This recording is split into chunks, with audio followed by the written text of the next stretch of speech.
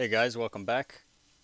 Now, for this tutorial, I'm going to be covering the use of member access controls, which apply to methods and or variables inside of our programs.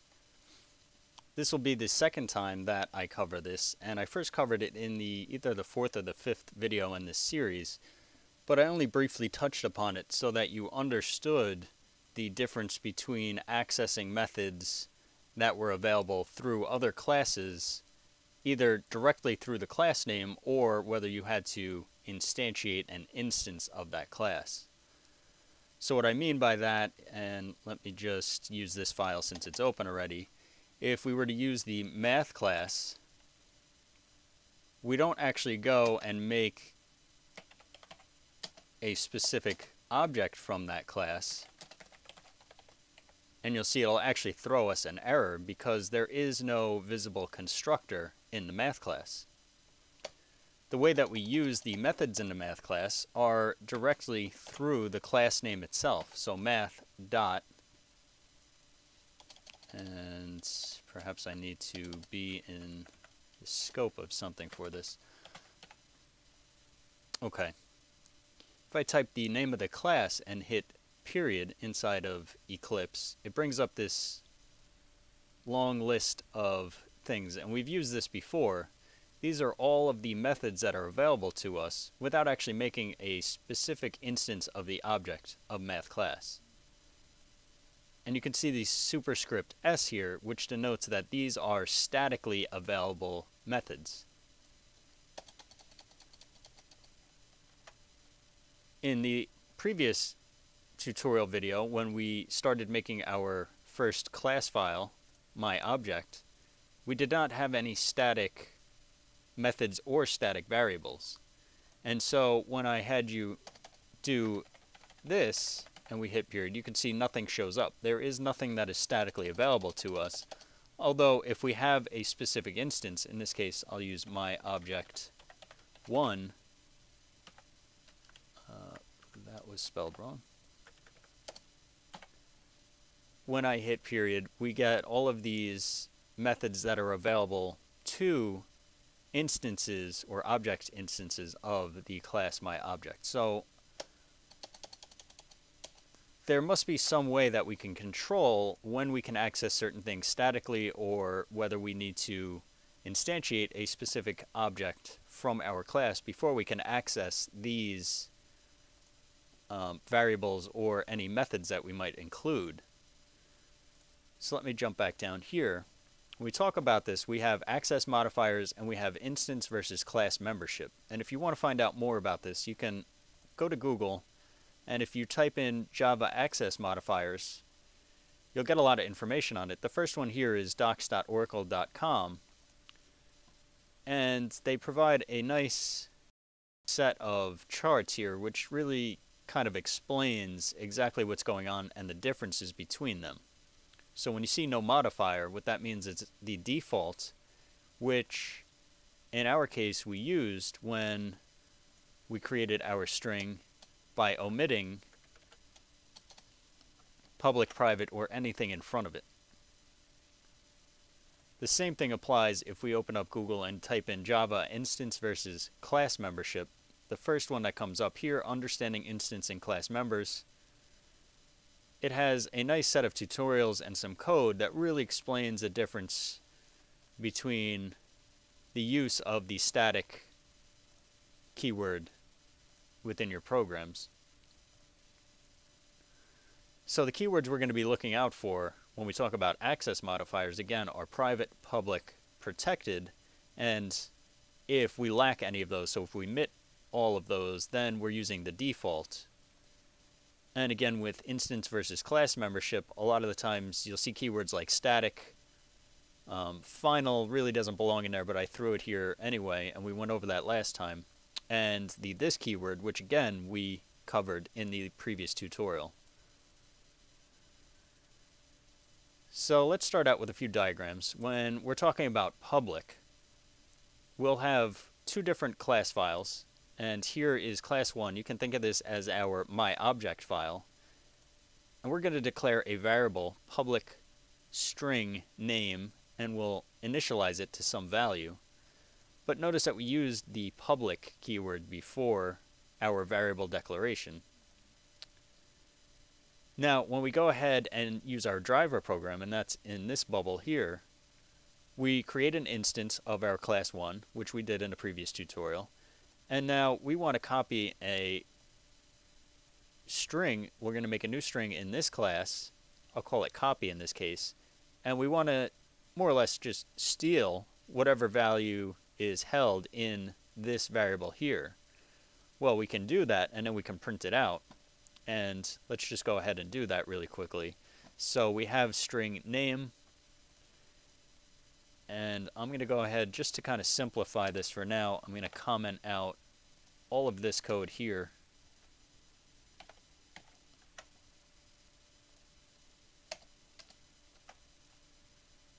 So we have our original myObject class file from last time, and now our driver, we're going to make an instance of that. Now we want a new string. We'll name it copy. And using this object, we have access to the name variable.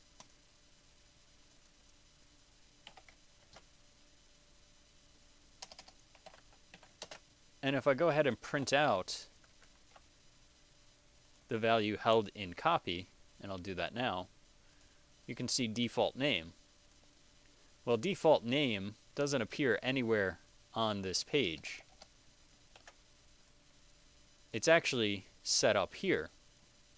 So the way that we're accessing it is we create a new object. It calls the default constructor. It takes default name and stores it into this class variable. And we don't have any modifier here, but we're still able to read the information from there.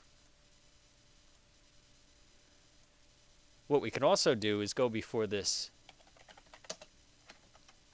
and declare it public. And we can do the same thing and run it, and we get essentially the same program.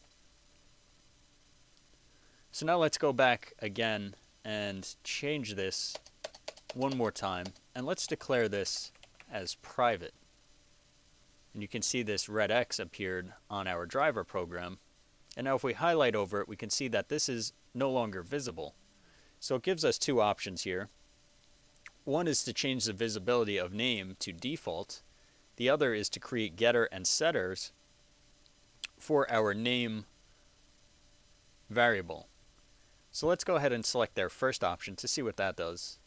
And you can see Eclipse just automatically removed that private keyword that we added before it. So let's add that modifier back. So we still have our error and we need to overcome that. And before I select this, let me just jump back here. Here we have used the private keyword. And what private is saying is that this variable name is only accessible within the confines of this class 1, or in this case myObject itself. So when we run it, you can see I crossed this out because this is no longer accessible to us. What we need is a way to retrieve this name here from this variable. And what we have to do is actually use a method that will return that to us. So let me go back and I highlight it once again, and it says create getter and setter for name. Now if I click that, Eclipse pops up a little window here, and it's telling us it'll create a getter name, get name, and a setter, and we're going to name this set name. These are going to be the names of our of our methods that Eclipse is going to create for us. So I can select preview and it'll show us some information about it. So let's just go ahead and select OK. You can see that that went away and it changed our code here to use myObject.getName method. So now if I go back here and I hit period, we can see that we now have access to a method getName. And if I keep following it down, we have another method here set name, which takes as its input a parameter of the type string. So let me go ahead and let it use the getName method. And once again, standard naming convention in Java, the name of a method, as long as it's not a constructor, starts with a lowercase letter, and if it is multiple words long, then each subsequent word will begin with a capital. So in this case, it's 2 words. The first one starts with a lowercase. The second one starts with a capital letter. Now if we open up our MyObject class file, we can see here at the bottom it's added automatically for us these 2 methods. One called getName. The return type is string, so it's going to return a string value. And now it has been declared using the public access modifier, so this is publicly accessible. Again, public void, in this case it's not returning anything, but it's going to take a string and use it using the this keyword to change whatever is set to our class variable name.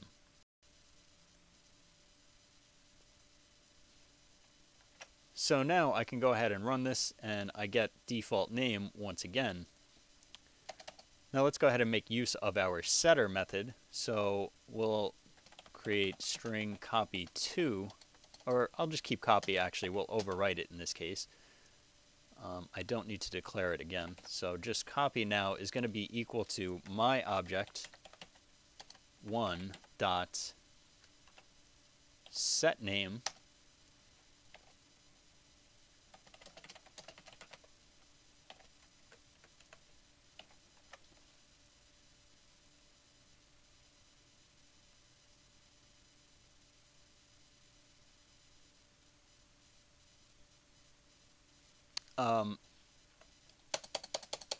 sorry about that.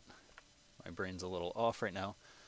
The first thing we want to do is run that method. We want to set it. It's not going to actually return anything for us. Now we can go ahead and retrieve it.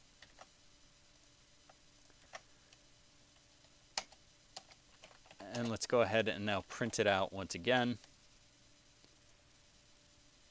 So there, we retrieved it the first time. It was default name. And now we use the setter method to alter the name. We stored that new name into our copy, overwriting the original one, and we printed it out. We did all of that because we couldn't directly access these variables anymore since they were declared private. Now, integer size is still public, and if I wanted to, I can still use the object 1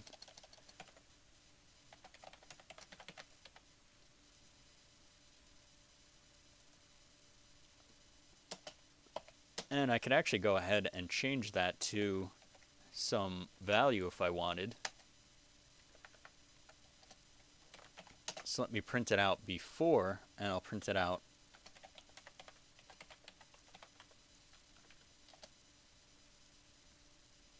after as well.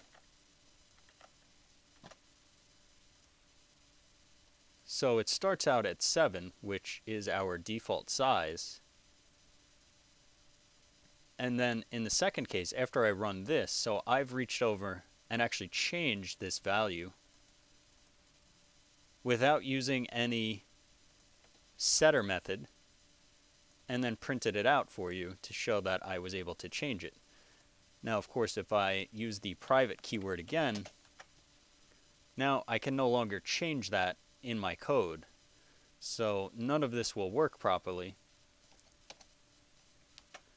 And again, the way that I would do that is to, and rather than relying on Eclipse this time, I'll manually do it. Let's go ahead and make our own public. We want to return the size value, so our return type is going to be int get size, and we're just going to return that size value. And if we wanted to change it following the same as this, we would use public void set size we need to tell it what size we want to set it to. So it's going to take input parameter integer size, and we want this class's size variable to now be set to whatever input size is coming in. And if we go back and use the object reference, we can now access the get size and the set size. So I can change this to some number.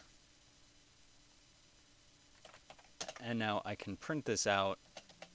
And rather than creating a whole new variable, I'm just going to invoke that method directly here. So I'll use my object one.get size. It will be returned and then printed out all in one shot right there. And there you see this line. I'm printing out whatever is returned from this method. It gets me that value and then prints it out right there. Now all of this has been done using publicly accessible getter and setter methods to access private values that we otherwise cannot see or manipulate. The reason we want to use these is because we don't want to allow other class files to change the values that we might expect to be set to these variables. And that's kind of a safety thing because you don't know when some other class is going to reach in here and alter these. So you want to make sure that they're doing it through an expected avenue if we want to allow it.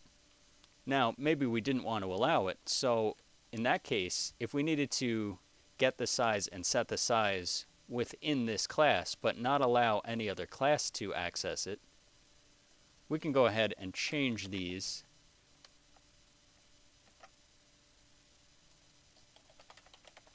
to private. And now private says that these methods are only available within this file itself. And here you can see it's throwing me an error that these methods are now not visible either.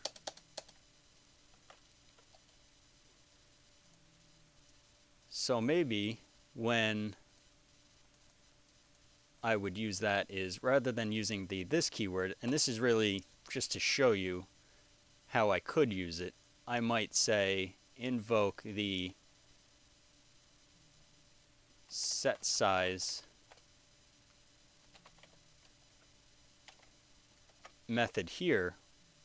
What I'm doing is I'm taking this input parameter and I'm sending it to my privately held method set size here. So size comes in and it gets sent as a parameter to this private method, which then calls the this keyword on size and sets it. It's a little bit unnecessary. There was nothing wrong with how we had it previously like this. But again, for demonstration purposes, I wanted to show you how we could invoke a private method inside of our class file. And this really is used, again, for encapsulation when we're talking about object-oriented design because it creates somewhat of a black box. It hides the inner workings of this object from the outside. And we're only exposing what we absolutely have to the outside world. We want to allow people to create objects or instances of this my object class, and we want to allow them to change the name of this object, but the size is something we don't want to allow them to alter once it's been created the first time through the constructor.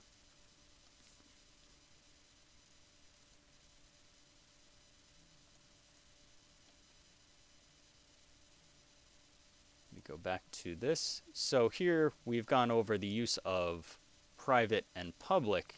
Now protected is very similar to these, and let me just go back to that web page. Here we have public and private, and their class access levels and the visibility So these truth tables just tell you when you can use each one depending on how they're declared.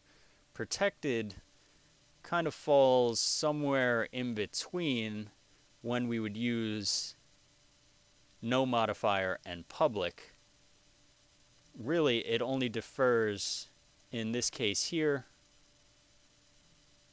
and in this situation, again, right here. So it has to do with subclassing, which we haven't gotten into yet. And it also has to do with packages, which so far, although not best practice, for simplicity's sake, I've been doing everything in the default package. And we'll see about creating packages in a few tutorials down the road from now. At that point, you may actually find a use for declaring things as protected, and it just gives you a little bit more fine-grained control over using public or private to modify your variables or your methods. So the last one that we have to go over now is the use of the static keyword. And again, I showed you that static has to do with whether we're going to act something through the name of the class itself. So with the math class, and again, I'll use my object. Nothing is static as of yet. Everything is only accessible to us through the use of a specific object instance created from our class file. So let's go ahead and create a new variable. And to start with, I'll make this a static variable. I'll make this a float. We'll just call this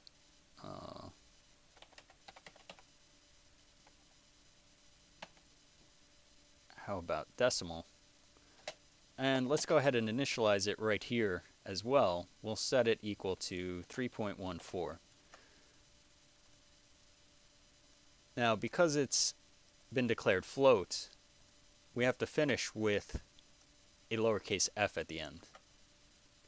If we had decided that we didn't want to deal with that, there's another data type that we could change, and we could use this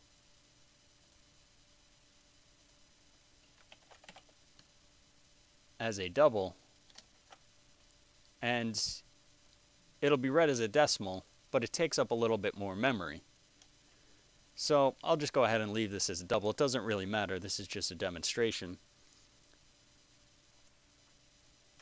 So now right away, if I go back, I can reach this using my object,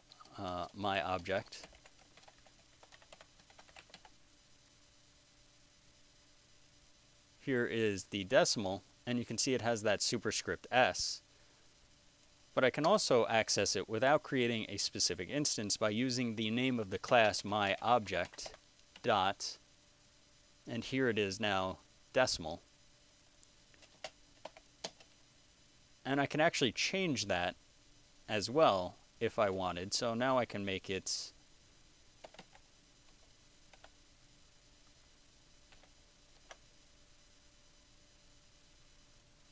and I've reached over and actually changed that. If I wanted to prevent anybody from modifying it, I could have declared that final, and now this cannot be altered.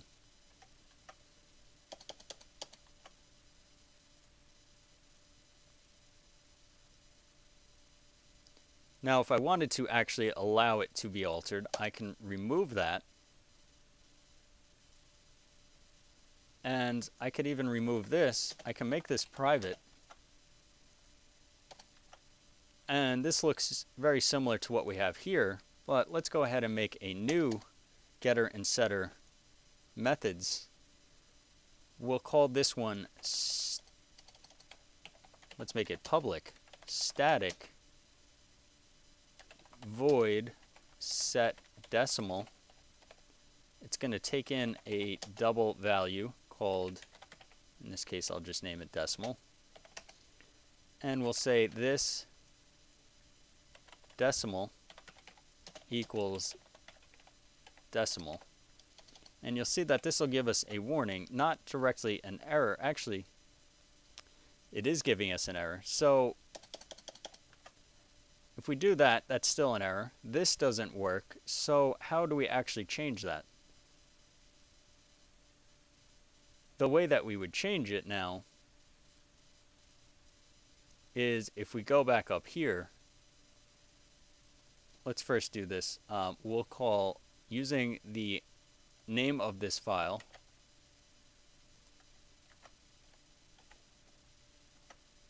it's still giving us an error. So what it wants is us to change the modifier to static. And so now we have a private static method, a public static method modifying a private static variable. What this is saying is this is statically accessible, means we're using my object to actually access it rather than the this keyword. But we can only do that from within this file. So if I try and do the same thing from here, I only have access to that method. I can't actually just go and say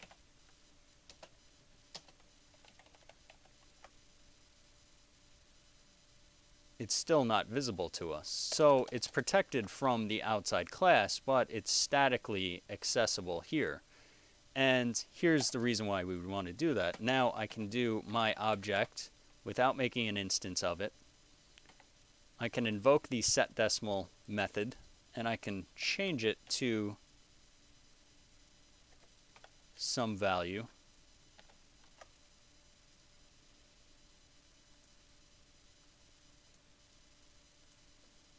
And let's go ahead and make a public static.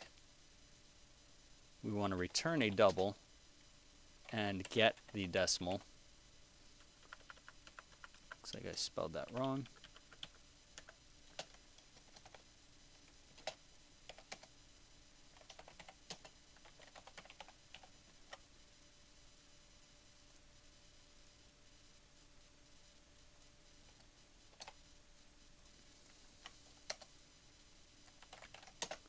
So let's print that out, and to do that we'll use again the static reference, so the name of the class itself and the get method.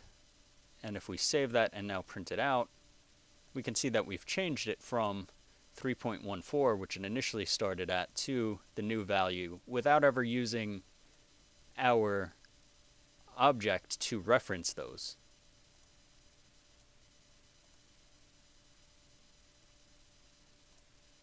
However, there's nothing to stop us now from using our object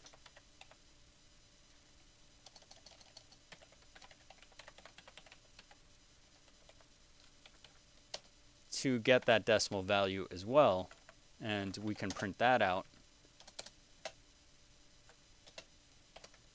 And I'm sure you can anticipate that it'll print out the exact same value.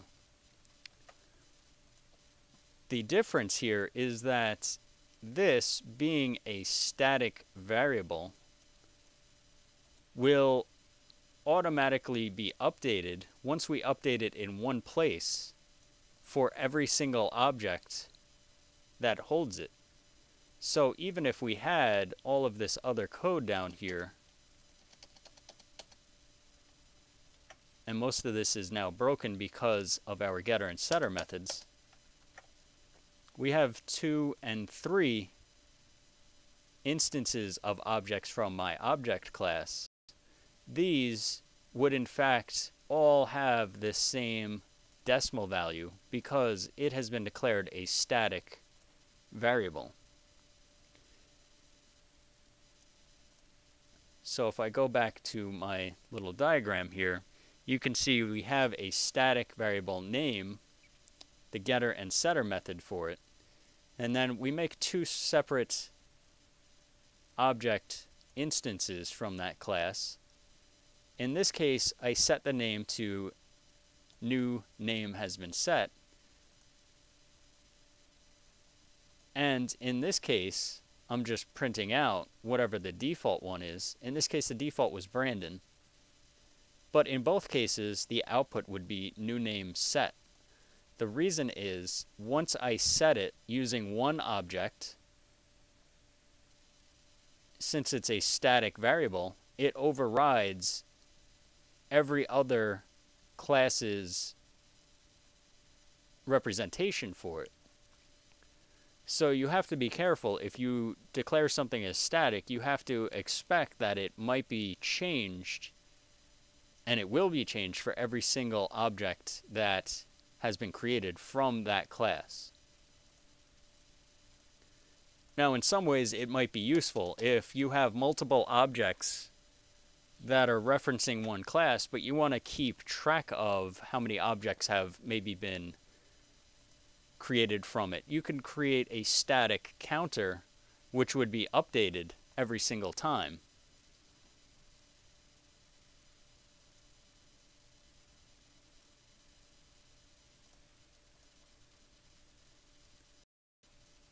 So that pretty much covers at least the basics for what we mean when we talk about access modifiers and the use of these various different keywords.